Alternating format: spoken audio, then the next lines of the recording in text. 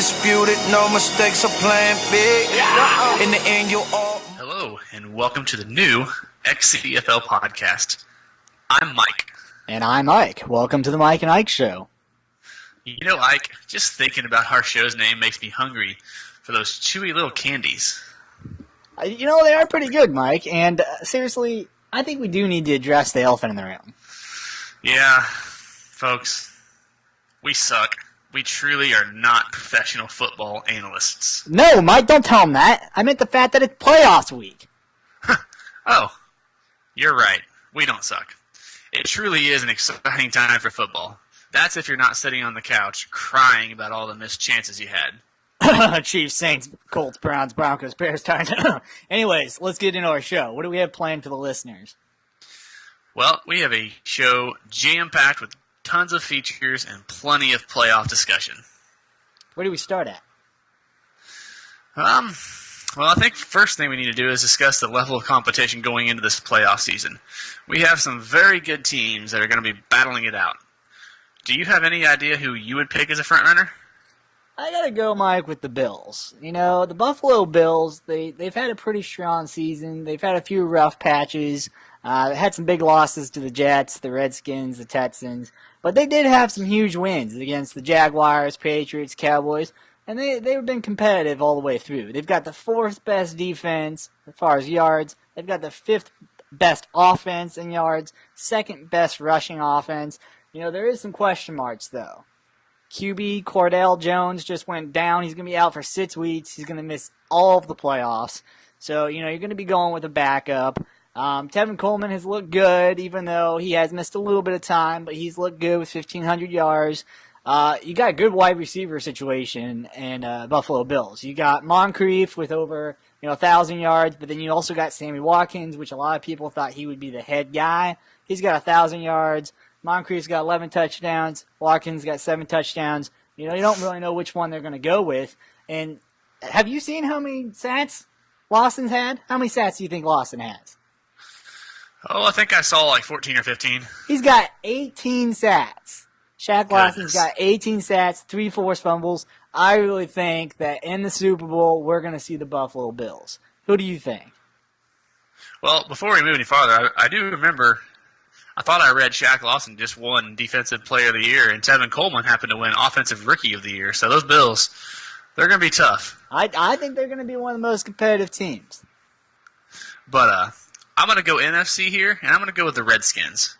I mean, they've just been lighting it up all year. They have the first best defense by point standards. Great passing defense, and they have the number 1 rushing offense. So, if those two played one another, you'd have the number 1, the number 2 rushing offense, and it would just be a phenomenal matchup. QB Kirk Cousins, a lot of question marks there at the beginning of the season, but he has held up. He's been stellar, 3,400 yards passing with 32 touchdowns. But the real talk of the Redskins is Matt Jones.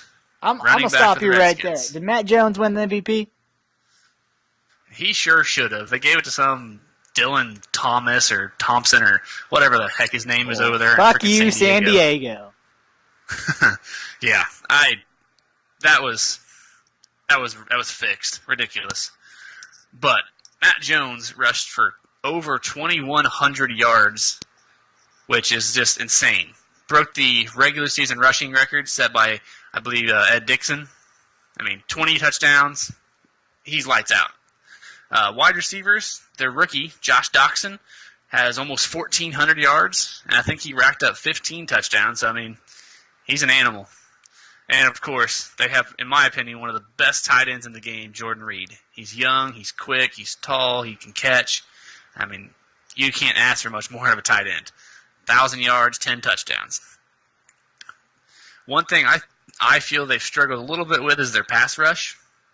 They don't really seem to have too much of a pass rush going on, which is where a lot of teams have seemed to excel against them. But D'Angelo Hall has been a ball hawk. He may be old, he may be getting up there in age, and he may be slowing down, but he has 6 interceptions on the year, and they've all been very, very key and very, very clutch. Well, and actually, we've seen in big games, those interceptions could play a big deal. That interception Oh, in the 1 yard line, that can make a huge difference. absolutely. I mean, huge wins against the Jets, the Cowboys, and the Bills. I mean, that Bills game was phenomenal. The last Cowboys game was phenomenal. They did have a few key losses that some might be surprised about. I mean, the Bears ended up beating them out. The Cowboys beat them the first go-around.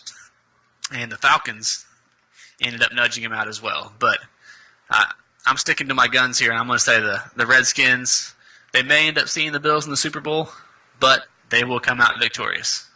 I agree with your points. But more often than not, it's not that it's not that team that you think is going all the way. There's always a dark horse team. There's always that spoiler team. Who do you have as the spoiler team for this Super Bowl? Oh, well, I'm going to switch over to the AFC for this one. The Steelers. You can never count the Steelers out.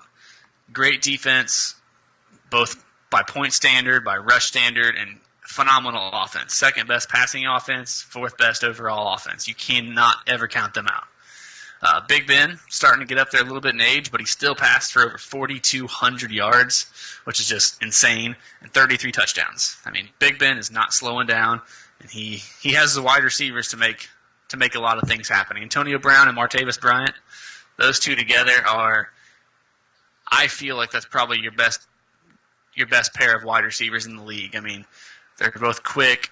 They're both going to catch the ball. And more importantly, after they catch it, they're both great with breaking tackles, yards after the catch. That's where they're really going to catch you at. And then, of course, you can never forget Le'Veon Bell, who a year ago suffered an injury, had a shortened season, came back this year, rushed for 1,200 yards, 13 touchdowns. And that was with a little bit of limited carries because the Steelers were a little bit pass-heavy this year, I noticed. But phenomenal team, phenomenal offense, and they've had a very, very, what's the way to describe it, a surprising defense. Their linebackers have been great. Their young corners, who a lot of people thought were going to struggle, have done pretty well. They've racked up some big wins against the Patriots, the Bengals, and the Ravens. But on the same side, they lost against Cardinals, Seahawks, and the Ravens the first go-around. So they have some weaknesses. They have some strengths. But they're a team that I feel like could surprise you and go all the way before you even realize it happened. Well, I'm going to go with the Vikings from the NFC. I'll tell you what I like about the Vikings. They've got the third best defense by yards. They got the second best passing defense. And when you get to the playoff game and it's close, you get to that Super Bowl, you're going to be throwing the ball. But you also got to run the ball. And they got the sixth best rushing offense. They still got Adrian Peterson. Who knows how he's still going? He's still going. He's got 13 touchdowns. They've got wide receiver Charles Johnson with 2 touchdowns, 706 yards. They really don't have a passing attack, but with that rushing attack and with that great defense, they continue to win games. And I'll tell you one thing that I've never seen before. Their defensive tackle has 14 sacks. Defensive tackle has 14 sacks. I mean, Linval Joseph, we need to get him an award somewhere because 14 sacks is crazy for a defensive tackle. They've had big wins against the Falcons, the Chiefs, big losses against the Seahawks, Raiders, and Packers, but I feel like they're going to go all the way when it comes to it. I could see either one of these teams playing the spoiler role. I wonder what our fearlessly Jim has to say to motivate the team to go on the playoffs. Well, Ike, conveniently, I ran into Jim yesterday, and I got his thoughts heading into the playoffs. Some people are like slinkies. They're really good for nothing, but they still bring a smile to your face when you push them down a flight of stairs. I'm not really sure that relates to our current playoff scenario. Are you sure he really knew what you were talking about, Mike? Moving on. Trash talk is a really important part of football, Mike. It can happen on the field between players, coaches, media, on Twitter, you name it. In the XCFL League, we've got a famous trash talker, and he's going to get his own feature in the podcast. Welcome, San Diego Chargers coach Boone for Boone's Corner. Yes, sir. Yes, sir. Why are you smiling? Because I love football. Football's fun. Fun, sir. Fun, sir. It's fun. Yes. You sure? I think. Now you're thinking. First you smile, then you think. You think football is still fun? Yes. Sir? Yes. No. No? Sir. Well, it was fun. Not anymore, though, is it? Is it? No, not by No, it's not fun anymore. Not even a little Coach bit. Boone, our topic for discussion today. It's a close game. You need the win. Ball's on the 1 yard line. It's third down. What play do a majority of Madden online users go to? Oh, the hoes are going to use fullback dive. What do you think if it's on if it's on 40-yard line, third down? You think they still use that play? They love it, man. When you don't have an offensive mind and you have no offensive capability whatsoever, no imagination, you're going to run a fullback dive because you're going to want that yard. You know it's guaranteed. That's all they do. They run and cling to it like little children. It's pretty unstoppable. Well, the thing is, too, it's slower than a QB sneak, but it allows the blockers more time to get it set up. So unless the defense says, well, I'm just going to go full run commit, is there a way to stop it? No, there is no way to stop it because the defense doesn't have time to even get to the line. Linebackers are on the second level. They don't even have a chance to step up and make that play. He's already across the yard. Even if you do run commit against it, all I can do is lob a pass over top and you're dead in the water. Well, and that's the thing. I mean, if you look like you're going to do run commit, then they just freaking throw it over the top. Your best bet would be to close your defensive line up, crash everybody middle. Don't run commit, just crash everybody middle, and then line a linebacker somewhere in there and try and jump the count. That's the only way to beat it. So is fullback dive the worst, cheesiest play in the game? For 1 yard, it's like the equivalent of Rashad Perriman. It's absolute cheese. He's like Dree Archer and who's the other one? Trey McBride? No, hold on. Trey McBride is pure talent in a genius offensive system. That's what's going on there. But it's like Jeff Demps. People who aren't supposed to be good at all, whatsoever, they're just fast. Little speed guys who are track stars who will never make it in the NFL. Now, Coach Boone, do you ever use fullback dive? Full disclosure, do you ever Absolutely. use fullback? Absolutely, but not on the 1 yard line. I use it randomly throughout the game just to get a good chunk of yards on first and second down, somewhere around there. It'll be like middle of the field, random play. Just throw it in there to throw them off. What about you, Mike? Do you use fullback dive? Oh, I think I've used that thing 3 or 4 times this whole past season. I hate it. Yeah, I don't know. See, with me, guys, I feel like fullback dives in the game, so you should be able to use it, but never in a situation like the 1 yard line. I feel kind of like Coach Boone, hey, if it's third down at 3 yards, then use that play, but don't cheese the play. Yeah, it's crap. Matter of fact, I ran it one time during that last game. I got a 7-yard gain out of it, went all the way down to the 1 yard line. Then I let Melvin Gordon run it in. He had 5 touchdowns that game. That's incredible. He had 5 touchdowns. Well, Couldn't be stopped. It's kind of like Dylan Thompson. Everybody's got, a lucky day, so he just had a lucky year. Right. He's a star. MVP doesn't have a lucky day. All right, well, thanks, Coach Boone, for joining us and talking fullback dive and how cheesy, crappy that play is. Boy, Coach Boone sure knows how to talk a good talk. And you have to love his passion for the game and for the league.